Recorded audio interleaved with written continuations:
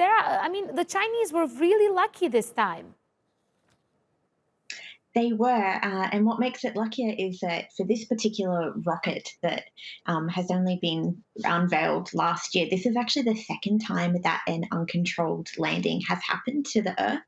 And even though their foreign minister has said that many other rockets have stages that burn up on re-entry, what they are not addressing is how dangerous this was. That it was, an unexpected bit to actually go into orbit, not meant to happen at all, and the probability of where it was going to land was continually changing because we couldn't identify exactly when it was going to re-enter into the atmosphere, and so that danger meant that up until about an hour before we actually saw it start to come in on its final orbits around the Earth, there Right. were several possible paths it could be on.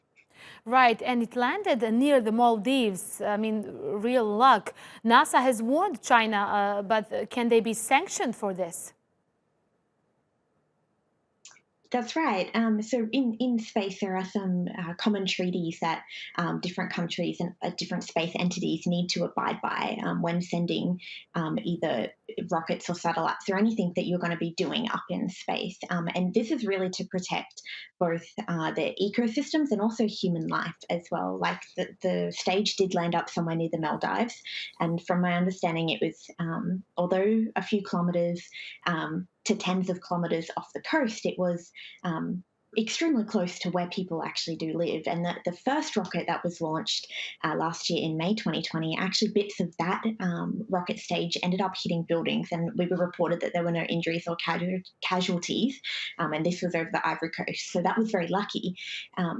But trying to understand who is responsible for what when it comes to sending different items up into space is really important. And so there is one treaty that outlines that the state or the nation that is sending the items into space is responsible for any damages that may cause. However, with an international law, how do you hold people accountable to those standards, which can get quite complicated. So this is definitely it's a tricky situation, and it's disappointing that it seems to be not being addressed as the world might have expected it to be, with the seriousness of what could have happened, even though the chances were very slim that it might have landed on a home or a residency. The chances of it landing somewhere on the Earth were continually changing, and so it wasn't 100% risk-free by any means. Right, and the thing is, as you said, it's a very tricky area. I mean, what are the standards regarding the space debris? And this is happening all the time, and the Chinese are planning more rockets like this to be launched into the space. So how can we protect ourselves from this? I mean, especially in the future. I mean, this is going to happen more and more. Right. And I think definitely, because it is a very exciting thing that the Chinese are building a brand new space station, and the space community is very excited about that progress. And these rockets that are able to do long distance launches, they recently sent a couple of probes to the moon using the same launch type of rocket.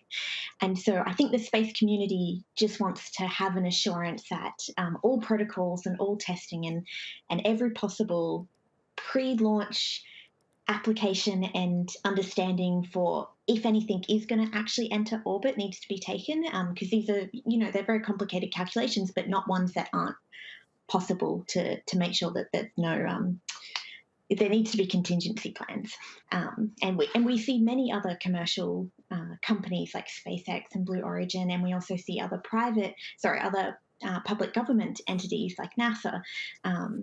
Back in the day when they launched the rockets, there are several different stages of checks that need to be done. And this, as I said, it's not looking great that this is that's the second time within about a year that uncontrolled debris has fallen from the exact same type of rocket system, from an unexpected entry into Right, orbit. and for days we didn't even know where is it going to land.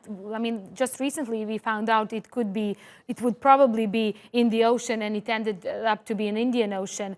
Okay, extraordinary. Thanks so much for that, Sara Webb there. She's an astrophysicist joining me live from Melbourne.